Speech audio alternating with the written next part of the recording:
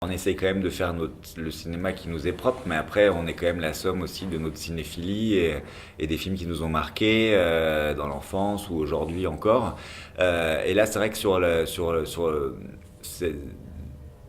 la figure en fait d'un groupe d'enfants maléfiques, en fait, elle ponctue l'histoire du cinéma. Il y en a eu plusieurs, et évidemment, Le Village des damnés qui a eu deux versions, dont celle de Carpenter que j'aime beaucoup, la deuxième. J'aime les deux, mais celle-là vraiment particulièrement. Forcément que ça, on y pensait. Et, et ce groupe, voilà, un groupe qui est très insaisissable, qui est très angoissant, parce qu'il y a une forme, c'est ce que je disais aux acteurs de mon film, vous êtes vraiment un monstre à six têtes, c'est-à-dire que dès qu'il y en a un qui bouge, l'autre il apprend le mouvement de l'autre, en fait, comment on crée une espèce de d'animal, en fait, quoi, un peu terrifiant. Après, il y avait mon rapport aussi avec le film de zombies, qui est vraiment un genre que j'aime particulièrement. Il n'y a rien de zombie dans le film, mais c'est la manière dont j'ai fait travailler les jeunes en fait sur leur déplacement, c'est-à-dire que c'est toujours assez lent, c'est-à-dire que c'est toujours très chorégraphié, et c'est cette lenteur qui dans les films de zombies en fait est très angoissant, très anxiogène. Après, on avait aussi des références à des films de Polanski, notamment Répulsion,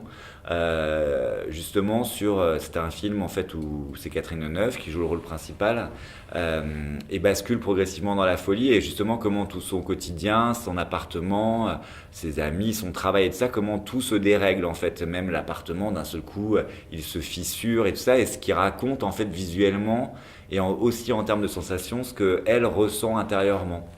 Donc on avait ça parce que Pierre aussi, le rôle que joue Laurent Lafitte dans le film,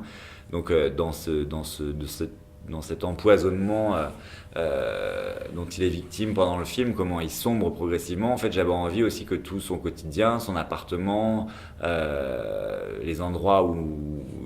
il travaille, où il se promène et tout ça, comment il devait être aussi déréglé. C'est-à-dire comment ça raconte aussi, comment ça raconte sa folie à lui. Après, sur le groupe d'enfants, moi j'avais un autre film en tête aussi, mais qui n'était pas vraiment un film de genre, un peu, mais en fait pas tant que ça, quoi. Mais c'était aussi le- pardon, j'ai un trou, le ruban blanc de Haneke, en fait, où je voyais vraiment, moi, j'ai imité un rapport très proche, en fait, justement, avec le village des damnés, et aussi, justement, encore plus dans le film de Haneke, sur l'aspect prophétique aussi des enfants. Et puis après, il y avait aussi un autre versant pour finir sur les films dont on s'inspirait, aussi sur des films un peu atmosphériques et un peu apocalyptiques aussi, sur une ambiance un peu de fin du monde.